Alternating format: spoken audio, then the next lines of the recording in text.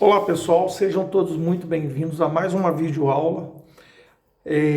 Para quem não me conhece, meu nome é Márcio, eu sou o professor Márcio e eu trago para vocês aqui mais uma questão de geometria na qual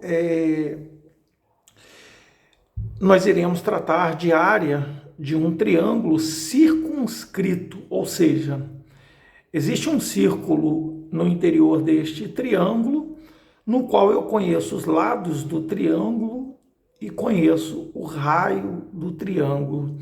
Pessoal, essa questão em si, ela é bem tranquila de se resolver. Quando você conhece uma fórmula, a gente chama até a fórmula do passarim, igual o mineiro fala, né? Some a última letra aí. Não é o passarinho, não, o passarim.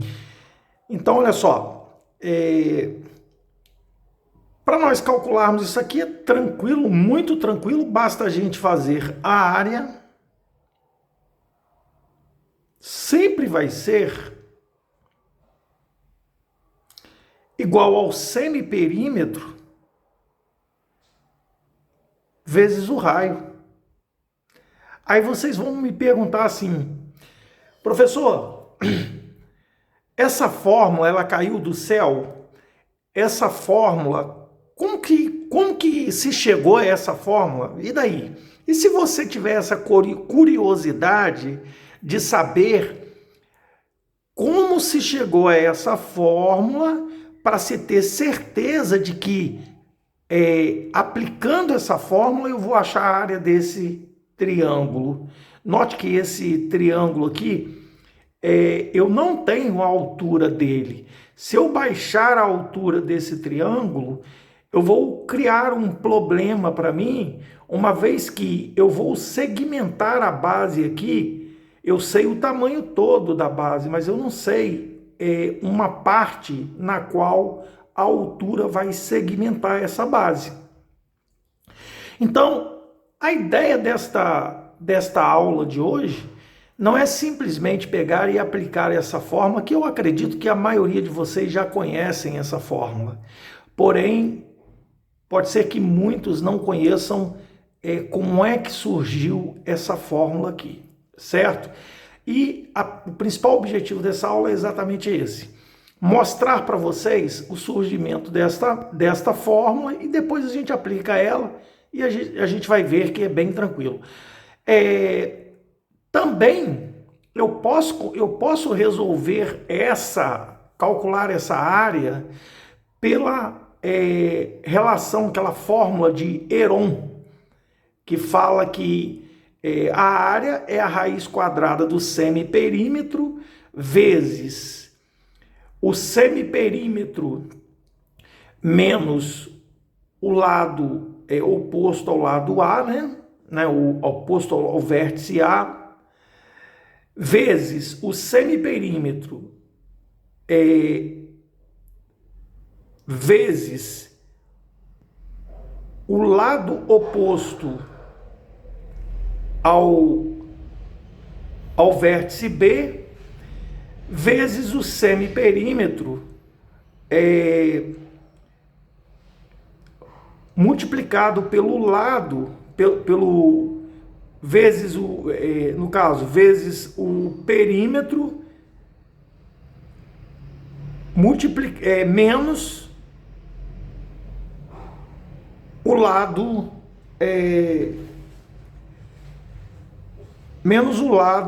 oposto ao vértice C. Então, só para lembrar, uma fórmula que nós já trabalhamos aqui foi essa aqui, foi a fórmula de Heron, que a área de um triângulo circunscrito, ela pode ser calculada assim, ó: o semiperímetro, que multiplica o semiperímetro menos o A, vezes o semiperímetro vezes menos o B, vezes o semiperímetro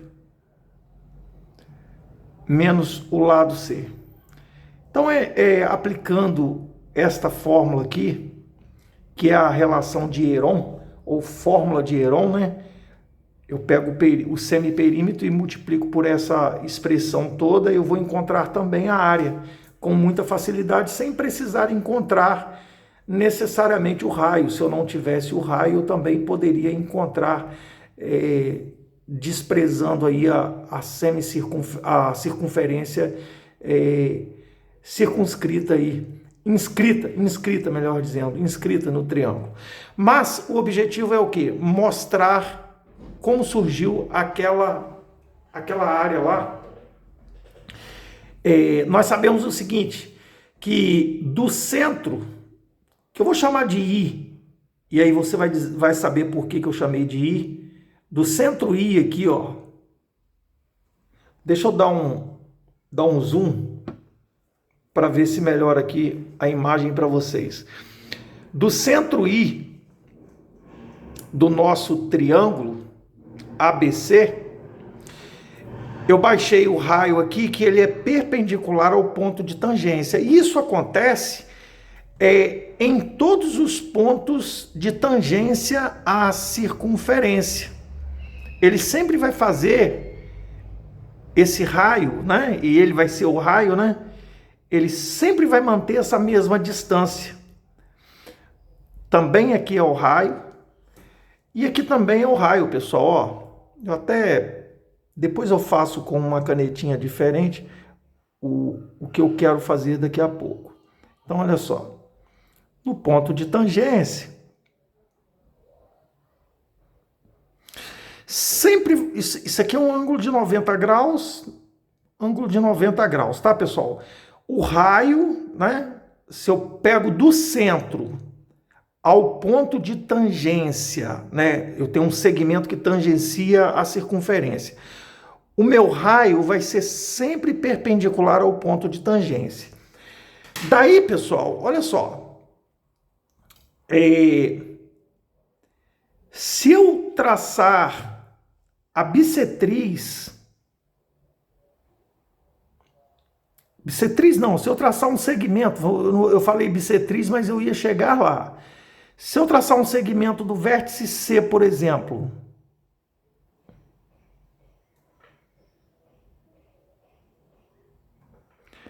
do vértice C até o meu centro I, e do mesmo modo traçar um segmento do vértice B ao centro I, note que o raio ele coincide com a altura deste triângulo. E quem é a minha base? Quem é a base do triângulo IBC? Quem é a base? A base é A. Esse segmento aqui não é necessariamente o raio. Esse segmento no qual ele se intercepta no centro aqui, com toda certeza ele é a bissetriz. Mas eu não vou prolongar a bissetriz, não, porque o intuito não é esse. Se eu fizer a mesma coisa com o vértice A, vocês vão perceber o seguinte.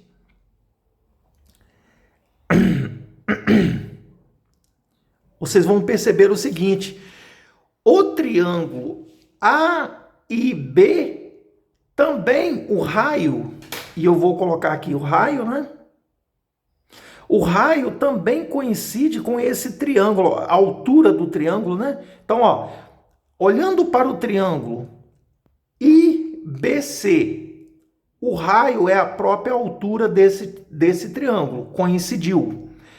Olhando agora para o triângulo AIC, o raio também coincidiu, uma vez que a altura de um triângulo, ela é sempre perpendicular ao lado oposto, certo? Ela sai de um vértice, o vértice no caso aqui é o I, né? AIC, o vértice I, ela sai do vértice I e vai ao lado oposto, interceptando ele, fazendo um ângulo de 90 graus. certo? E isso é que é a altura. Então, veja bem, isso é também, não é tema da nossa aula, mas só para lembrar, quando eu faço isso, né?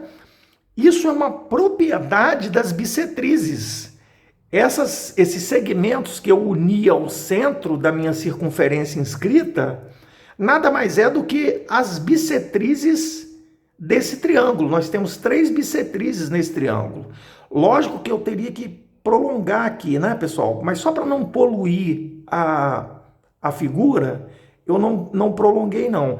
Porque o que me interessava aqui é vocês visualizarem, e eu quero fazer questão de colorir aqui, 3 triângulos, tá? Eu quero que vocês entendam aqui 3 triângulos que nós encontramos aí unindo parte da bissetriz, né, ao centro, até o centro, certo?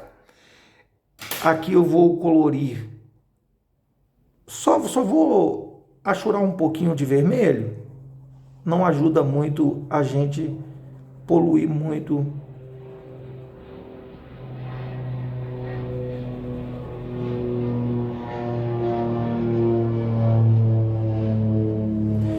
E aí, deixa eu ver se eu acho um pretinho aqui, uma caneta preta, uma caneta qualquer, só para vocês terem assim uma noção do que eu estou falando. Quais são os triângulos que eu estou enxergando ali, que vai ajudar a gente entender como que nós vamos chegar àquela fórmula ali. Então, pessoal, olha só, vamos partir do seguinte, vamos olhar aqui, ó, para o triângulo IBC. No triângulo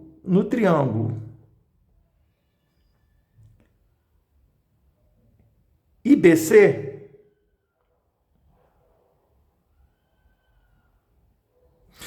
nós temos o seguinte, como é que eu calculo a área desse triângulo?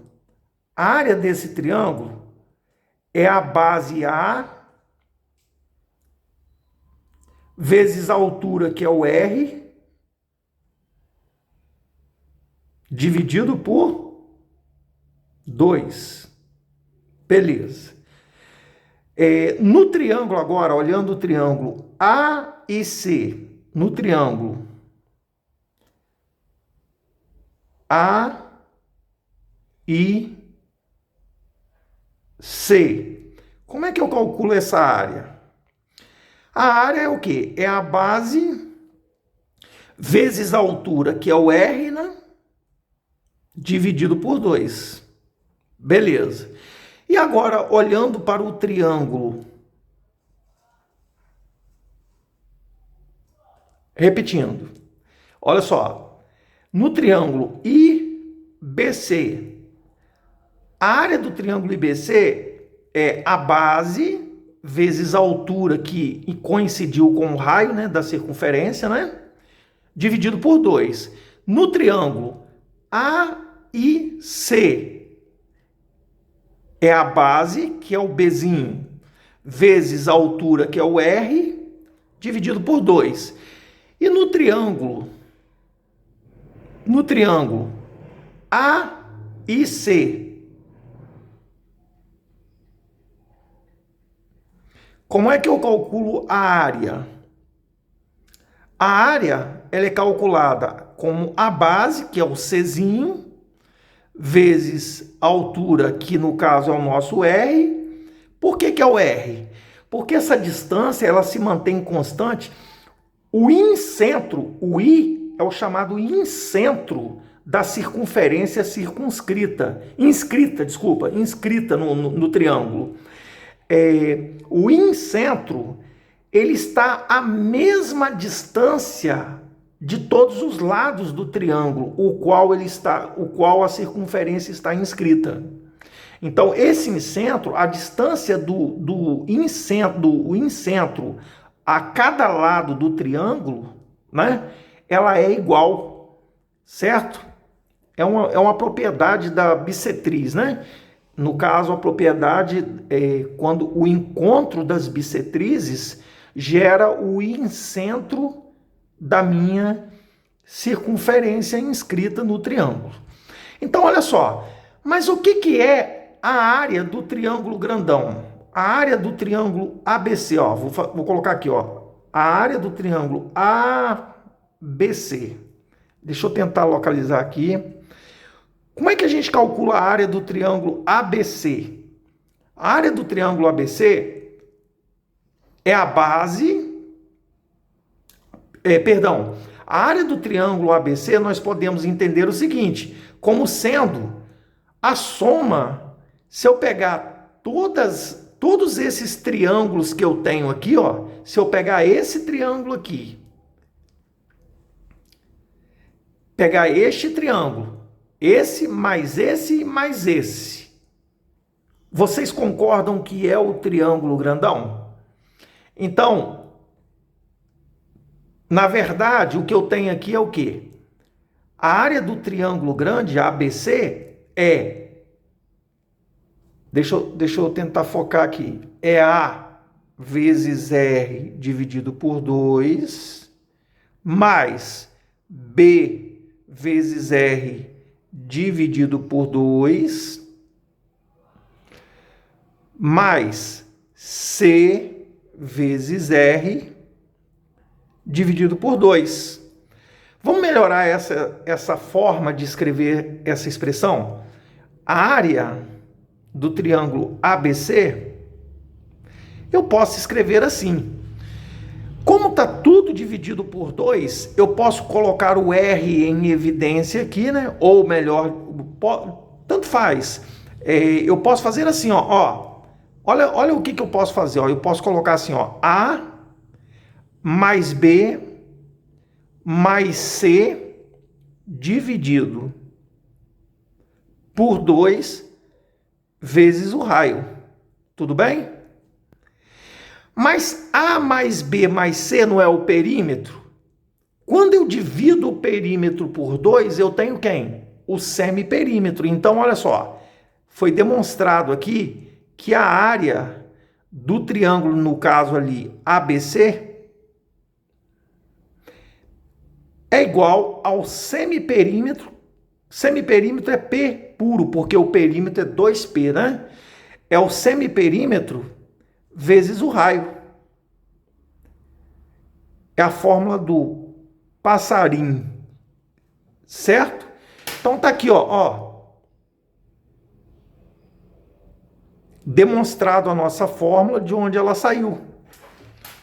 Perfeito? Vou voltar o zoom para anteriormente. E aí eu vou voltar na questão anterior e aplicar a fórmula da área que é o semiperímetro. Primeiramente, nós temos que calcular. Eu prefiro assim, eu calculo o perímetro, divido por 2 e coloco na fórmula lá. É isso que eu faço, ó. O perímetro 2P é igual a quê? A soma de todos os lados. 9 mais 8 mais 7. Então, 2P, 9 e 8 dá 17, né? 17 mais 7, 17 mais 7, 24, né? Beleza. Bom, se 2P, ou seja, o perímetro é 24, o semiperímetro é quem? O P é quem? O semiperímetro é dividido por 2, é 12. 12 centímetros. Essa é a resposta que nos importa para a gente calcular a área. Como nós temos o raio, a área, usando a fórmula do passarinho, né?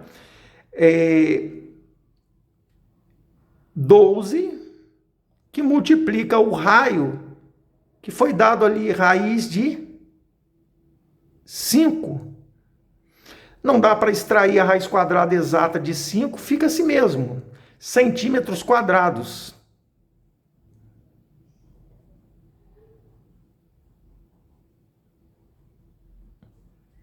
Tá aí, resolvido o nosso problema. Acredito que estaríamos também caindo um mesmo resultado aplicando a fórmula de Heron, mas eu não vou aplicar a fórmula de Heron para não confundir. O objetivo nosso é realmente aplicar esta fórmula que a gente apelida de a fórmula do passarinho, né? Passarinho porque é o P com o R ali, é o semiperímetro vezes o raio. Agora, note o seguinte, vocês poderiam me perguntar assim, e aí, professor, não poderia aplicar a fórmula de Poncelet ali, não? Não, por quê? Porque em momento algum o problema mostrou para nós ângulo. Se ele mostrasse ângulo ali para nós, tudo bem. Se ele dissesse que aqui é 90, beleza, seria melhor ainda. Se ele falasse que aqui é um ângulo de 45 graus, sei lá, aí a gente iria aplicar a fórmula de Poncelet, que exige a tangente da metade do ângulo. A gente ia pegar o lado aqui, né, a tangente do lado oposto aqui, ó, né? Na fórmula, né? Mas não cabe falar isso agora, isso vai ser numa outra oportunidade, a gente até repete algum exercício aplicando a fórmula de Poncelet. Espero que vocês tenham gostado e que tenham colaborado para tirar essa dúvida de vocês, né? Que muitos de repente pode ter ou ter a curiosidade de saber como surgiu essa fórmula e aí e assim ter colaborado, que é o objetivo dessa aula. Conto com vocês, deixa o like, por favor. Se você não é inscrito, se inscreva no canal e até a próxima videoaula.